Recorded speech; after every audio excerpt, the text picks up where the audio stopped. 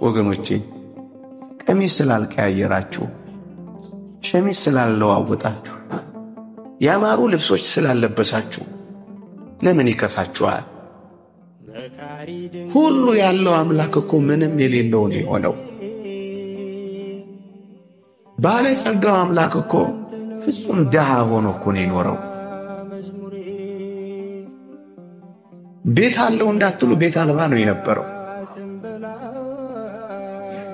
እንኳን ቤት ቆሞ የሚያስተምርበት ታንኳ እንኳን በተውሶ ታንኳ ነው ቆሞ ያስተማረው። ተውት ይህንንም መቃብር እንኳን በተውሶ መቃብር እኮ ነው የተቀበረው። ምንም ነገር እኮ አልነበረው። ስለ ሁላችን ባለጠግነት ድሃ ነው ሆኖ የኖረው ወገኖቼ። እስከዚህ ድረስ ወርዶ ያስተማረን በየትኛውም የኑሮ ሁኔታ ውስጥ እግዚአብሔርን እንዳንክደው አብነት እኮ ነው የሆነን ያለው። ቤተ መንግሥት አይደለም በረትን የተወለደው። ያማሩ መጎናጸፊያዎች አይደለም የለበሰው፣ ጥለው የለበሰው። ከሄሮድስ ሴት ልጆች ካንዲቱ አይደለም የተወለደው።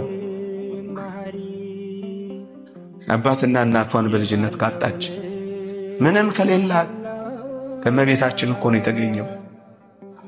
ምንም የሌለን እንኳን ብንሆን ተስፋ እንዳንቆርጥ ሕይወቱ እኮ አብነታችንና ራያችን እኮ ነው።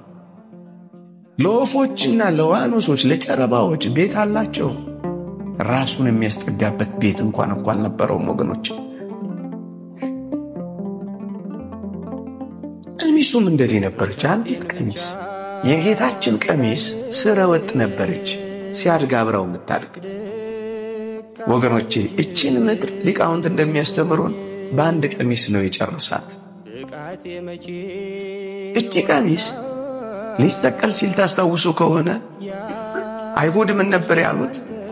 ዕጣ ተጣጥለን እንወስዳት እንጂ አንካፈላት ነበር ያሉት፣ አንቅደዳት ነበር ያሉት። በዚህ ምክንያት ዕጣ ተጣጥለው ወሰዷት እንጂ ቀሚሱ አልተቀደደችም፣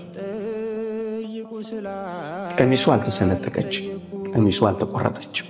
ይህም ጥልቅ ትምህርትና ምልክት አለው ይላሉ ሊቃውንት። ምን? አንድ ሊቅ እንዲህ ይላል፣ የክርስቶስ ልብሶችማ ምእመናን ናቸው ይላል። እዩ እሱ እኛን ልብስ ሆኖን ብቻ ላበቃ፣ እኛም በምግባር ስናሸበርቅ፣ እኛም በቅድስና ስናጌጥ ልብሶቹ ያደርገናል። አለባሲሁ ለክርስቶስ ምእመናን ሞንቱ፣ የክርስቶስ ልብሶቹማ ምእመናን ናቸው ይላል ሊቁ።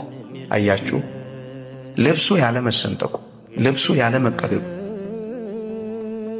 ልብሱ ያለ መቆረጡ፣ ልብሱ ያለ መለያየቷ ምእመናን እኔና እናንተ በምን ያለ መቆረጣችን፣ በምን ያለ መለያየታችን፣ በምን ያለ መሰንጠቃችን፣ በምን ያለ መቆረጣችን ምልክት ነበር ቀሚሱ እንኳን ወገኖቼ።